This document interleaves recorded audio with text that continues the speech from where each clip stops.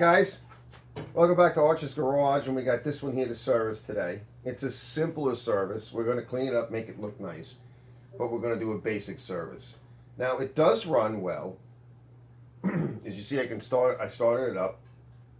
This is an exchange from one I sold, and the customer said it wasn't pumping. Now I checked it, I got it to pump, and I'll show you what one of the things that I like to do. When a machine is basically running, and if it's not pumping, one of the nice things you can do is, just for a quickie, is spray some lube in this. You know, get as much lube in as you can, lube into the pump in every direction, and whack this. This is, well, I whack this with you can do a rubber mallet, a brass, a lead mallet, but I use my rawhide. And that worked pretty good. I just whacked it straight on in. You want to be real careful that you don't break it. You just vibrate it, bang it lightly, then give it a whack. You know, kind of massage it, and then test it and see what happens. Now, I definitely got to a chance to enjoy using this for a little while. This became sort of my backup for a bit, but now I have some other parts that I can easily throw together a machine should I need one at last minute. So I think we should dig into this before it gets, it's very late in the summer, but hey, it's still a good time to sell a pressure washer, and it needs a good service. Now, I've looked inside the tank is very clean, but I would like to drop the float bowl. I want to pull the oil out of it, maybe take this out, this pressure balance or blow off valve out, and take a peek in there. It doesn't leak, it doesn't do anything else wrong, so we don't want to get in too deep, but a good cleaning, a little paint touch up, spark plug change out, whatever we can do to just sort of spruce it up and get it tuned up, and then get it back for sale. All right, so we'll be back. We'll take a little closer look at it in a little while. I'll start off with pulling the plug, and I noticed I want to get some lubricant on the fuel shut-off switch. So we'll hose that down a little bit. Let's see what the plug looks like. Put a little squirt lube on there because it's not too tight. Yeah, and it's dry too. The threads are dry. Probably never been off.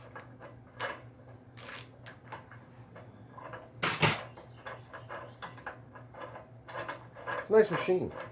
You know, I would keep this machine if I didn't have what I have. Absolutely. You find a machine like this for even $200. Right, this is a nice machine because they're expensive. Yeah, see, she's running pretty good. She doesn't really even need a cleaning, but we're going to clean it up and put it back in. I'll see if I have a fresh one, but the only thing wrong with it is the body's a little rusted. It's a nice shape. I'm going to put some of my Croil in and around this whole fuel log assembly and throttle. Yeah, she was really stiff when I first started playing with it. Didn't really want to move it all. But I gotta flip it around the other way.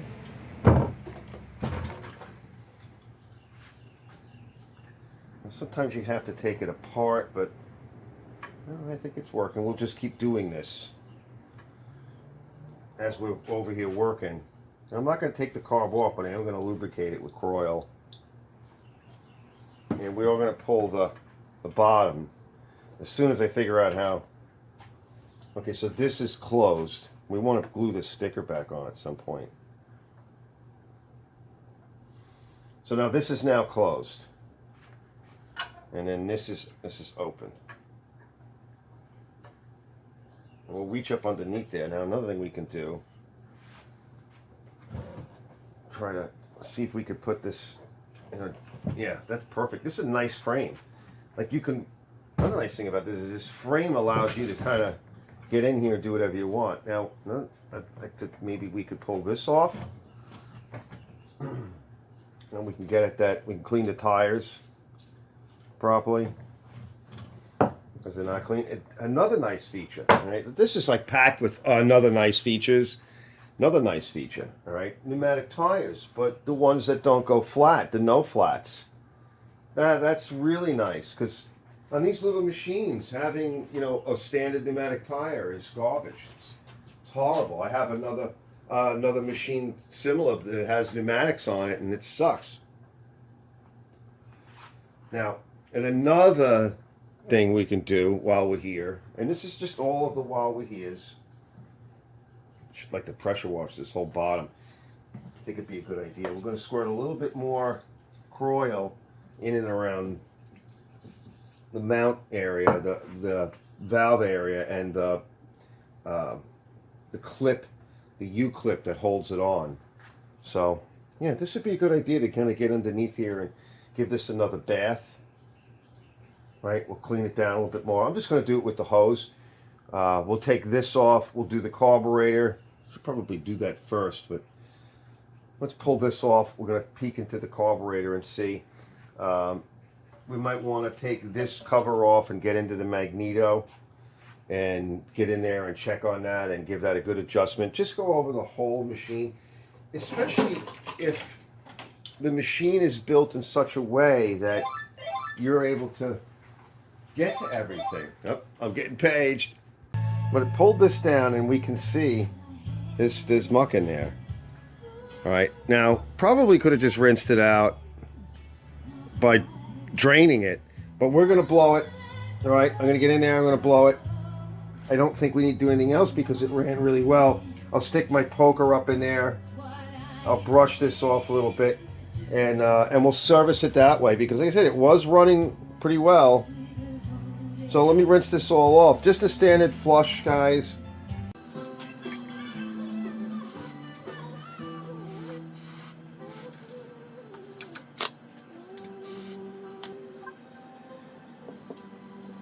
There we go.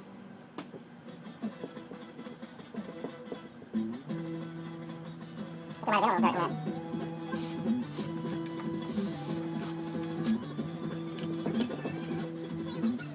Give it a quick blast.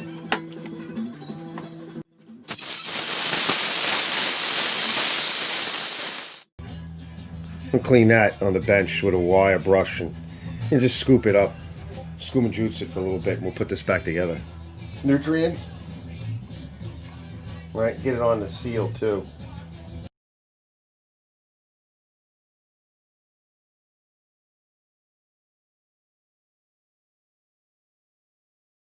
Right. Done. Now that I rinsed it off, I want to put a little bit more while I'm here. So I get a little bit more lubricant on this fuel shut off and on the carb itself.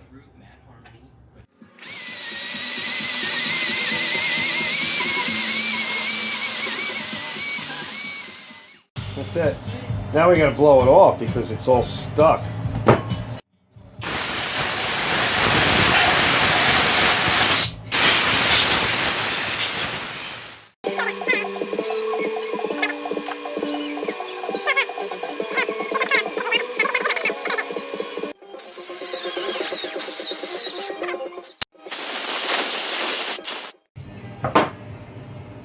Golden.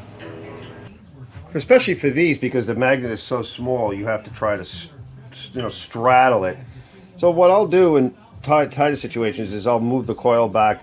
I'll just snug it so it doesn't get pulled in by the magnet. Then I'll spin the magnet over to where I want. Then I can kind of drop in the feeler gauge, and then I loosen it up until it sucks back in again, and then tighten it down. And that's all I did, and that's what we're going to do. Because you want the magnet to pull everything together. That's why the brass works well. Okay, so now this is serviced and checked. Part of service is checking and adjusting. So you put your hands on it, that way you know what's going on with it. If it ain't fixed, it's probably broke. So that's how I look at everything.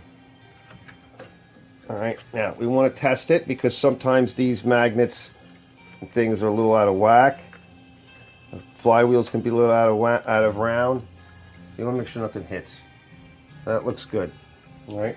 Now, if there's anything else we can do while we're in here, it doesn't look like it. You have to put a little oil on this spring here. Make note of everything you have in the area. Put a little regular oil into that. All right. We're golden here. So we can put the cover back on. Just keep a note, there's a adjustment screw over here for idle if you need to get to it. Everything else looks good. We have to plug the switch back in. And while we're here, right, we're going to take a little bit of our oil right in the center bolt, down the poles with the poles, poles. And if you can find the spring tab, and this one, it may not be easy to get to. So we're just going to kind of put a little oil in that area there, let it just sort of drizz down, and give it a pull. There we go. That's good. Okay. That's fine. Let's put it down. And then we can plug everything back in again. Put a little oil on all your bolts or anti-seize or something, so that the next person can service this, because this does, I mean, they are supposed to be in wet locations. So let me put that back on and we're good to go. Looks real clean in there. You know what? Let me show you the cover. Everything is so wet still. That's super clean. I'm just going to throw a little silver on that. I'll be back, and then we'll take a look at the valves themselves. Alright, it feels like it's a little tight. You got a 5 thousandths on the intake. And I can't really get it in there. It's got a little tight. It's not too bad. So I'm going to leave it like that. It feels okay. So this is 14 and 10. And we're going to look at the exhaust. Let me put I'll put a 7 in the exhaust. 4 and 7 is fine as well. I like to make sure they're like a tight 4 and 7. And this is about right. Okay, so that's not bad. I don't see anything wrong with it. Now, I just want to check to see, make sure that they're tight. That's tight. So, that looks good. We're going to leave it like that. Alright, move to the next thing. I'm going to put the cover back on. I like that. I'm happy with that.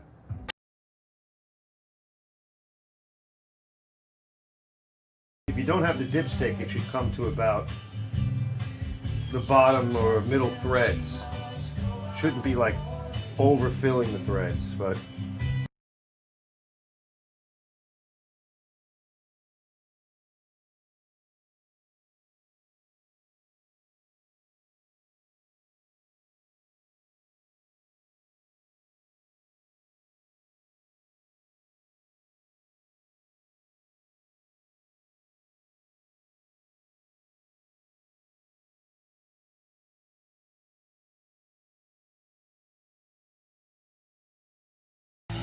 alright, I'm just gonna blow that out, guys. I gotta get you out of the way.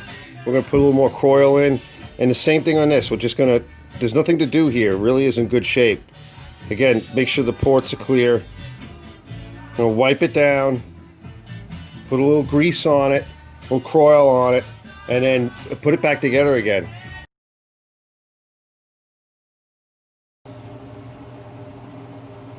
Blew everything out. Feels okay.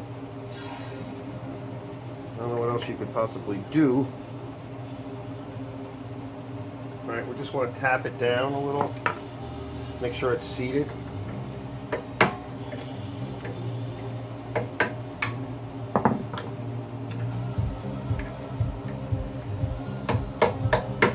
Now it's down.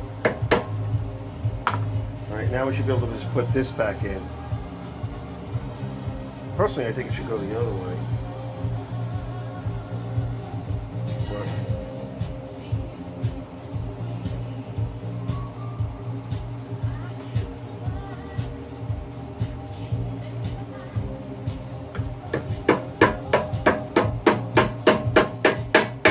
Done.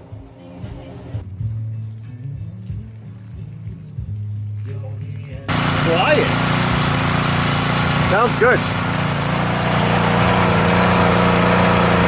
Get it. Clean it.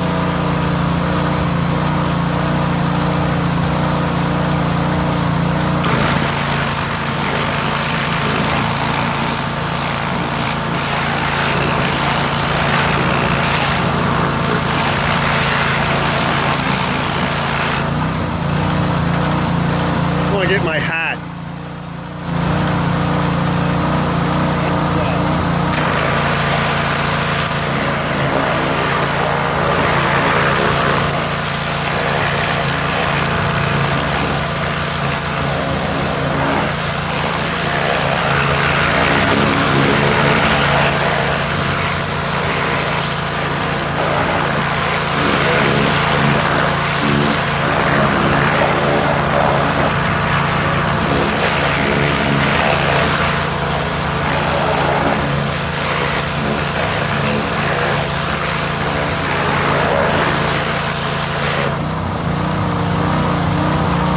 Guys.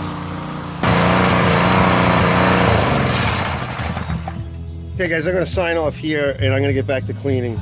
This is where the project ends, and for those of you that stayed this far, thanks for watching. Arch's Garage, we'll see you in the next one.